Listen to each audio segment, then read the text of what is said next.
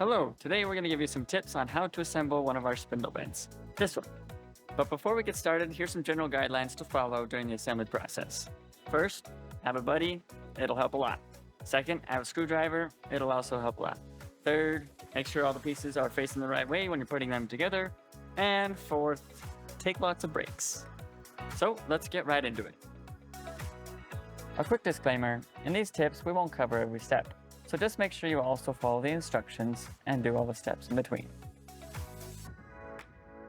For steps 2 and 3, be sure to align the legs correctly, ensuring the plank goes on the side with the other holes facing up. Additionally, make sure that you also have piece 1 facing correctly, with the 2 holes in the center on the top as well.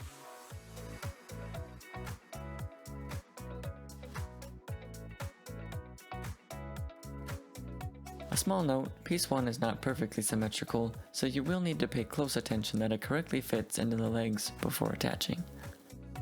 Once you've confirmed everything is laid out correctly, put all the screws in part way, making sure everything lines up before tightening all the way. For steps 5, 6, and 7, have a friend help you hold the pieces together to make building the frame go more smoothly. When putting the pieces together, insert E into piece 7 first, then make sure C goes into the top hole and B screws into the bottom hole. Tighten them completely. On step 8, get a friend again to help you hold the headboard in place while you secure it.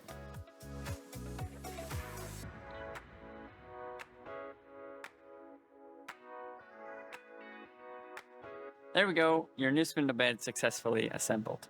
We hope this video was helpful for you, and for more guides and tricks, go to walkeredison.com.